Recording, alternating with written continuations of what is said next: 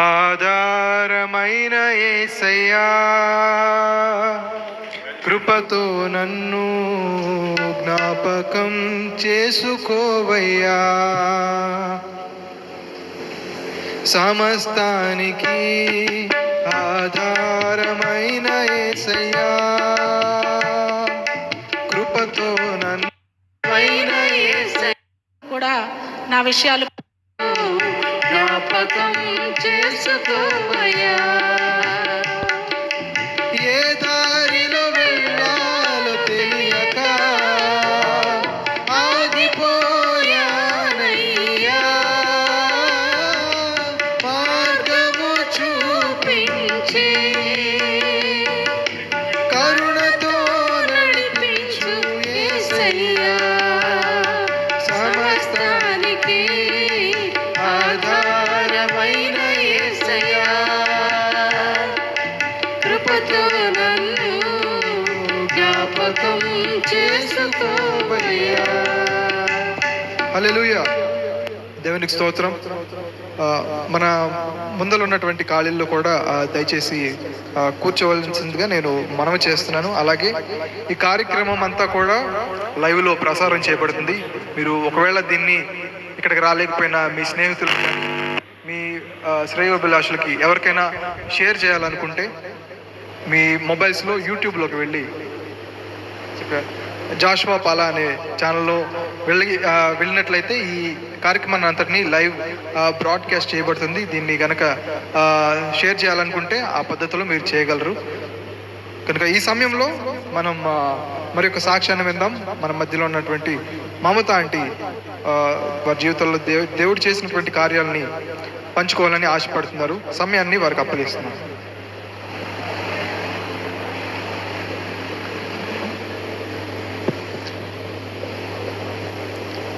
దేవునికి స్తోత్రాలు. మరి ఇక్కడ కూడి వచ్చినటువంటి నా ఆత్మీయ తండ్రులు పాస్టర్ గారికి, అలాగే పాస్టమ్మ గారికి నా వందనాలు. అలాగే నా రక్త సంబంధికులు, మరి మా బంధుమిత్రులు, మా సంఘ బిడ్డలు, వారందరికీ కూడా నా వందనాలు. మరి కొంతమందికి తెలుసు, కొంతమందికి తెలియదు.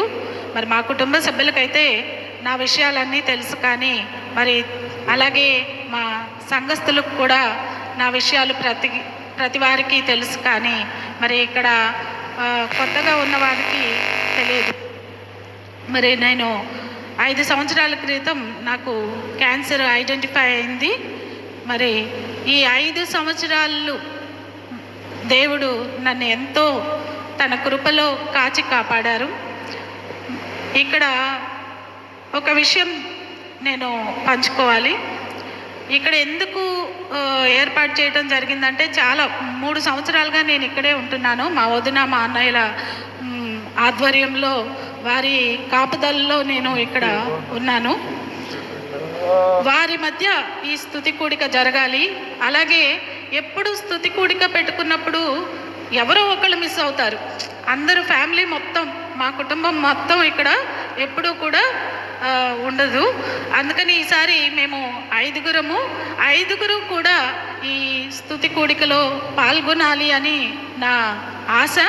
అది ఈరోజు మరి ఒకళ్ళిద్దరు మిస్ అయినా, మరి పిల్లలు మేము 5గురు మాత్రం ఇక్కడ ఉన్నాము. మా పిల్లలు ఒకళ్ళిద్దరు మిస్ అయ్యారు, వారు రాలేకపోయారు. అయినా కూడా మా 2 అన్నయ్యలు, నాకు 2 అక్కలు నన్ను ఎంతో మరి చక్కగా చూసుకుంటారు.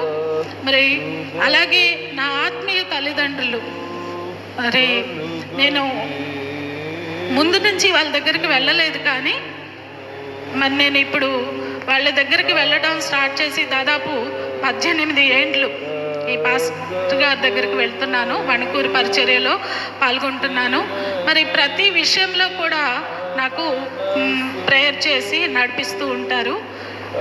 ఈ నా ఆరోగ్యం విషయంలో కూడా నాకు 20లో నాకు ఆపరేషన్ జరిగింది, కానీ ఆ 19 డిసెంబర్ 2019 డిసెంబరులో పాస్టర్ గారు నాకు ఒకరోజు ఫోన్ చేసి, అమ్మ నేను ప్రేయర్ చేస్తుంటే నీ శరీరంలోకి ఏదో అనారోగ్యం ప్రవేశిస్తుంది అన్నట్లు నాకు తెలియజేస్తున్నాడు దేవుడు.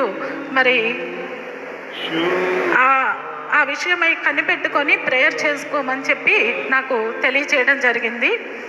మరి జీవితంలో నేను గురుకుల పాఠశాలలో చేస్తాను. ఆ గురుకుల పాఠశాలలో ఎలాగంటే మరి 8 o'clockకే స్కూల్ ఉంటుంది, తర్వాత స్టడీ అవర్స్. అలాగే నా కుమారుడు కూడా చాలా చిన్నవాడు, అప్పుడు 9th క్లాసు. వాడికి కూడా కొన్ని హెల్త్ ప్రాబ్లమ్స్ ఉండటం వల్ల వాడి పనులు వాడు చేసుకోలేనటువంటి పరిస్థితి, వాడి పనులు కూడా నేనే చేయాలి. అలా ఆ క్రమంలో నేను కూడా ఫర్దర్గా చదువుకుంటూ ఉన్నాను, PhD చేస్తూ ఉన్నాను. ఈ బిజీలో నేను మరి అంతగా దేవుని సన్నిధిలో మొరపెట్టుకోలేని దానిగా ఉండిపోయాను. అంటే ఆ విషయమై ప్రేయర్ చేసుకుంటున్నాను, కానీ నా హెల్త్ విషయంలో నేను మరి కనిపెట్టుకొని ప్రార్థన చేయలేదు. మరి నా కొరకు పాస్టర్ గారు మరి నా కుటుంబ సభ్యులందరూ కూడా ప్రతిదినము నా గురించి ప్రేయర్లో జ్ఞాపకం చేసుకుంటూ ఉండుంటారు. అయితే కరోనా టైంలో, అంటే ఇది జరిగి నాకు డిసెంబర్లో పాస్టర్ గారు చెప్పారు, అయినా కూడా నేను అంతగా కనిపెట్టుకోలేదు. మరి ఏప్రిల్ మాసంలో కరోనా టైంకి ముందు మా బాబు ఇంటర్మీడియట్ అయిపోయింది, ఫస్ట్ ఇయర్ ఎగ్జామ్స్ రాస్తే వాడు తిరుపతిలో ఉన్నాడు, నేను నెల్లూరు దగ్గర వర్క్ చేస్తున్నాను. అక్కడ నుంచి మరి ఎగ్జామ్స్ అయిపోయినాయి, ఇంటికి తీసుకొద్దామని వెళ్ళాను. లాక్డౌన్ వచ్చింది, అక్కడే ఉండిపోవాల్సి వచ్చింది. అయితే మరి ఆ టైంలో నాకు తెలియని అనారోగ్యం అనమాట, అనీజీగా. నేను ఇదంతా చెప్పాలని నేను ఎందుకు అంటున్నానంటే తెలియని వాళ్ళు తెలుసుకోవాలి అని. అప్పుడు లాక్డౌన్ వచ్చింది, నాకు శరీరంలో ఏదో తెలియనటువంటి అనీజీనెస్ వచ్చింది, బాగా చేయి నొప్పి, తలనొప్పి, అలాగే నా బ్రెస్ట్లో ఏదో ప్రాబ్లం ఉంది అని ఇబ్బంది పడుతూ ఉన్నాను అన్నమాట. ఆ టైంలో ఒకరోజు తలస్నానం చేస్తుంటే ఇలా తల రుద్దుకుంటూ ఉన్నప్పుడు హెయిర్ అంతా ఇలా వచ్చేసింది, నా చేతికి హెయిర్ నాకు వచ్చేసింది. నాకు ఏదో భయం వేసింది అనమాట. అయితే హాస్పిటల్ ఫెసిలిటీస్ కానీ ఏమీ లేకపోవటం వల్ల అప్పుడు డాక్టర్స్ కూడా అవైలబుల్గా లేరు ఆ టైంలో. అయితే మా స్కూల్లో ఒక హెల్త్ సూపర్వైజర్ ఉంటారు, ఆవిడ ఎందుకో ఫోన్ చేశారు. ఫోన్ చేస్తే నాకు ఏదో ఇబ్బందిగా ఉంది, హెల్త్ ప్రాబ్లంగా ఉంది, గైనకాలజిస్ట్ దగ్గరికి వెళ్తే బాగుంటుంది అనిపిస్తుంది అని చెప్పి. ఆవిడ ఎందుకు చేశారో కూడా తెలియదు, ఊరికే చేశారు ఆవిడ, ఎలా ఉన్నారు అని కనుక్కోవడానికి. అంటే అది కూడా దేవుని కార్యం అని నేను అనుకుంటున్నాను.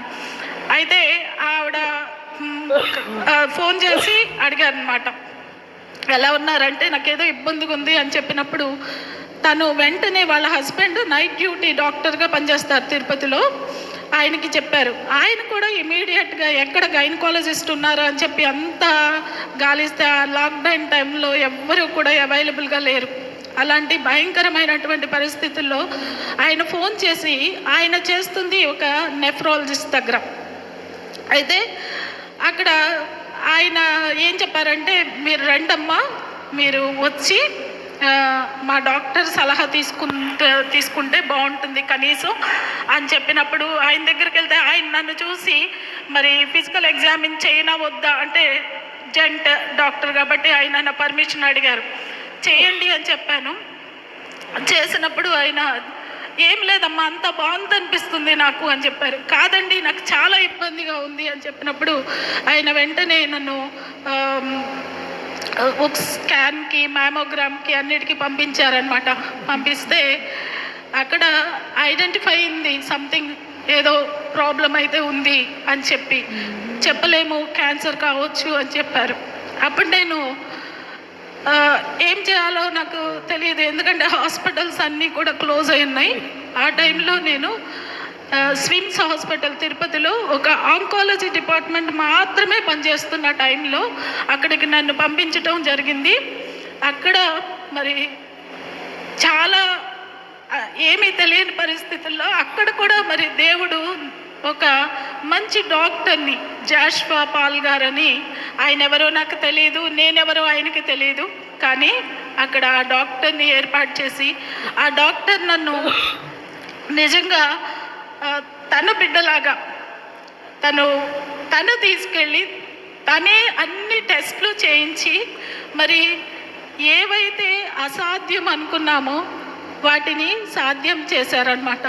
అంటే ఒక పెప్ టెస్ట్ చేయించుకోవాలి, పెప్ స్కాన్ చేయించుకోవాల్సినటువంటి టైంలో కార్బన్ రావాలంట ఢిల్లీ నుంచి.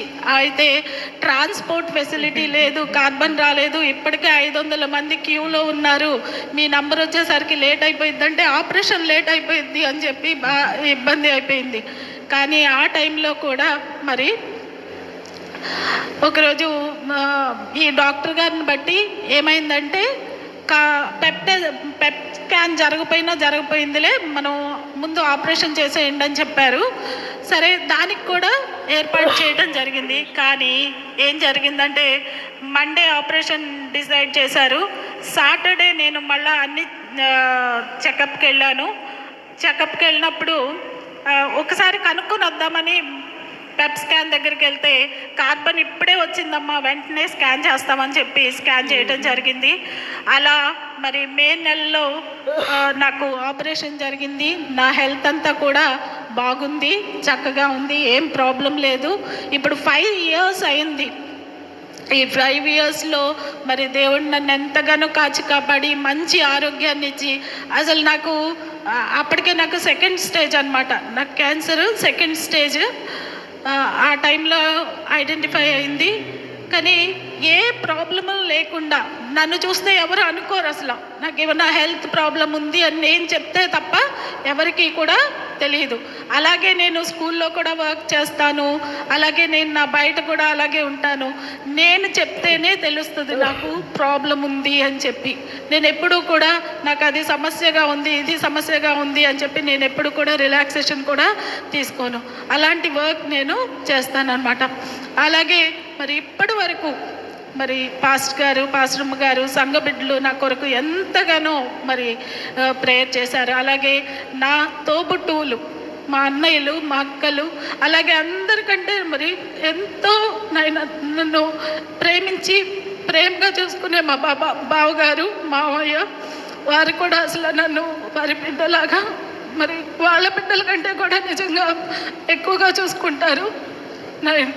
నేను ఒక్క మాట పలికితే చాలు మా బావగారు హాజరైపోతారనమాట, అంత బాగా చూసుకుంటారు. మరి అందరూ కూడా ఇలా అందరి మధ్య నేను సాక్ష్యం పంచుకొని అందరి మధ్య నేను మేము దేవుణ్ణి స్తుతించాలని చెప్పి ఈ కూడికని ఇక్కడ ఏర్పాటు చేసుకోవడం జరిగింది.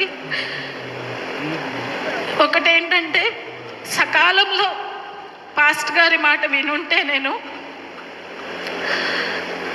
ఎక్కువ సమస్యను నేను ఫేస్ చేసి ఉండేదాన్ని కాదు. అంటే దేవుడు మనకి హెచ్చరిక చేసినప్పుడు దానికి లోబడి ఉండాలి, దాని గురించి మనం కనిపెట్టుకోవాలి. ఏముందులే అని మనం మామూలుగా వదిలేస్తే మనం నష్టపోతాము. అంటే దేవుడు నాకు ఇప్పుడు ఆరోగ్యం ఇచ్చాడు, కానీ అదే నేను అప్పటికి కూడా నేను ఇచ్చేయకపోతే, దేవునికి లోబడి ఉండకపోతే నాకు ఈరోజు కూడా నేను ఇలా ఉండేదాన్ని కాదేమో. మరి ఈరోజైతే నిజంగా సేమ్ ప్రాబ్లంతో నా చెల్లి నిన్న చనిపోయింది. నా తర్వాతే తనకు కూడా ఈ ప్రాబ్లం వచ్చింది. కానీ తనకి సరి అయిన పోషణ లేక తను చనిపోయింది. మరి ఈ విషయం నన్ను ఎంతగానో కృంగదీసింది.